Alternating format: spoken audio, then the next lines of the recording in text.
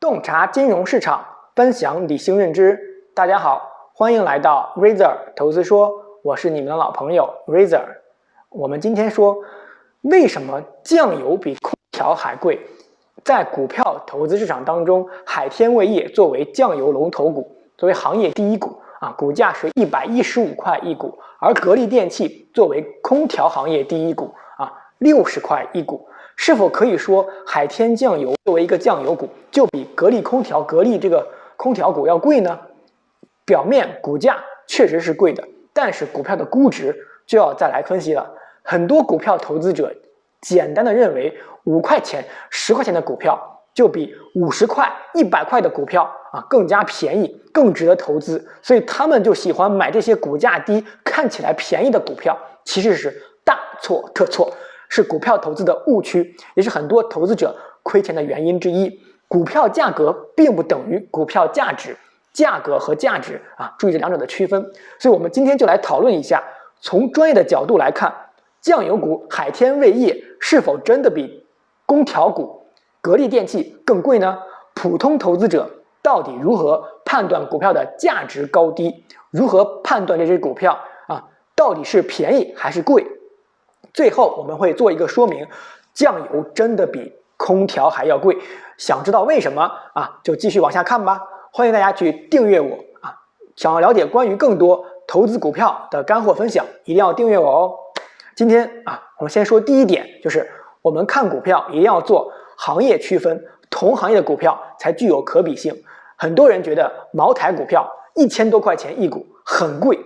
其实只要看表面价格这么贵是完全不合理的。打个比方，你去超市里买东西，你会觉得一台空调几千块和一瓶酱油几块钱哪个更贵呢？本质上其实是没有可比性的，因为它们的商品属性就不一样。为什么要拿空调和酱油这两种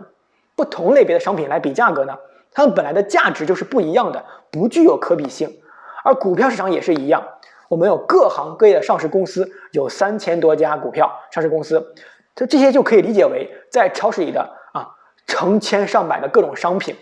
这些商品的价格标签是不具有可比性的，只有同种类的商品才具有可比性。比如说美的空调和格力空调价格可以比一下，可能发现格力空调更贵一些海天酱油和李锦记酱油对比一下，发现可能海天酱油更贵一些。这贵才是真的贵，只有同类的产品才具有可比性。在股票市场中也是一样的道理，只有同行业类别的股票价格才具有可比性。也就是说，大家不要想当然的就认为一只股价100块的股票就一定比一只10块钱的股票要贵他们可能根本就不是同一个行业的，就不具有可比性。除了这个行业可比性之外，还有一点就是股票本身它发行的股本会影响它的价格，这是第二点。价格其实只是一个标签，因为每一家上市公司发行的股份数量是不一样的，就是他们的股本基数是不一样的。同样市值规模是1000亿的2只股票一只发行股份1亿股，股价就会是1000块一股，而另一只股票发行2亿股，他们股价就会是500块一股你发现股份数量如果不一样了，就会直接导致股票价格的变化。再简单通俗易懂的来说2块同样大小的圆形蛋糕，让你平均去切10块和平均切20块出来，那它们的大小是完全不一样的。也就是说，同样市值的公司，如果发行的股份数量不一样，会直接导致股价的不一致。所以我们不能通过简单的看待股价的便宜贵因为这是有股本因素来影响的，导致每股的标价也是不太一样的。而我们真正要对比的其实是股票的内在估值。就好比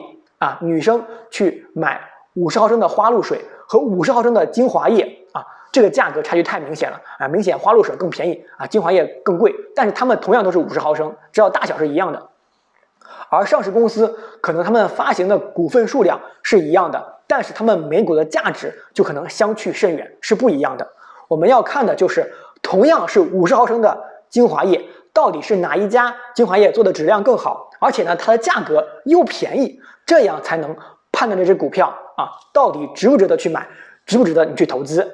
最后我们就要看股票的估值、同行业股票的估值对比，才能真正去判断这家股票到底是真正的便宜还是贵。我们来看看海天味业，也就是酱油股和格力电器空调股的对比。从估值来说，到底是哪个更高，哪个更贵呢？首先我们来看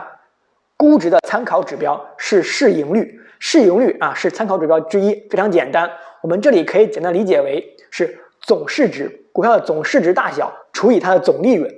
这样一个体量、规模和总盈利的这样一个比值。市盈率越高，代表这个体量相对更大，但是赚的钱不多，所以呢这个比值就会变大，证明单位体量内赚的钱就比较少，它的估值就会很贵，估值就很高。反之，如果这个股票的市盈率很低，证明它的体量不一定很大，但是呢它赚钱多，它的比值就会变得更小，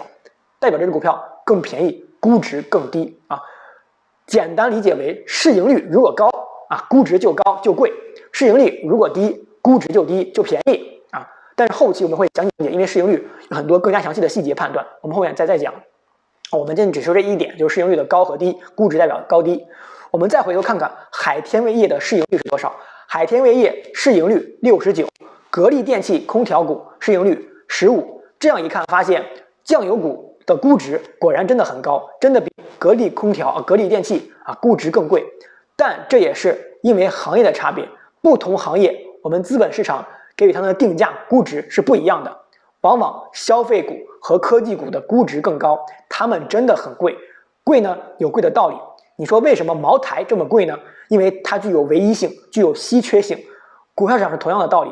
在消费类的股票往往能够满足人们的日常生活需求，而且是生活必需品，比如海天酱油，家家户户都会吃，所以这种股票业绩往往比较稳定，风险波动比较小。而空调制造的格力电器，空调不是刚需消费品它的更新换代频率也比较低所以业绩呢不如海天酱油这么稳定，所以给人或者说给人一种稳定感，一种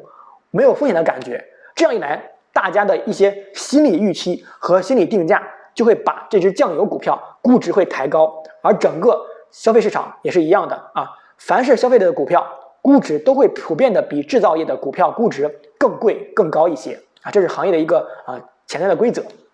所以我们才会说买股票一定要跟同行业的股票来对比。如果把格力、美的、海尔这些同样都是做空调的公司去对比的话，就能发现到底哪家是真的估值更低，真的很便宜真的值得你去投资这个点呢就给大家去分析了，我这里就不再分析了，留个小的作业大家去分析吧我们最后做一个总结，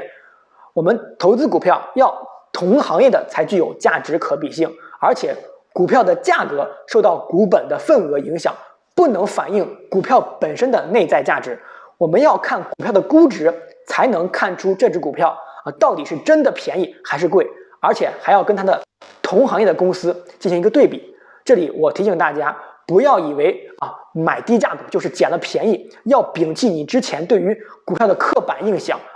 我们对5块、10块、50块、100块，甚至是1000块的股票要一视同仁，要去对比他们的估值，这样往往这个才能做一个好的对比。而且呢，我认为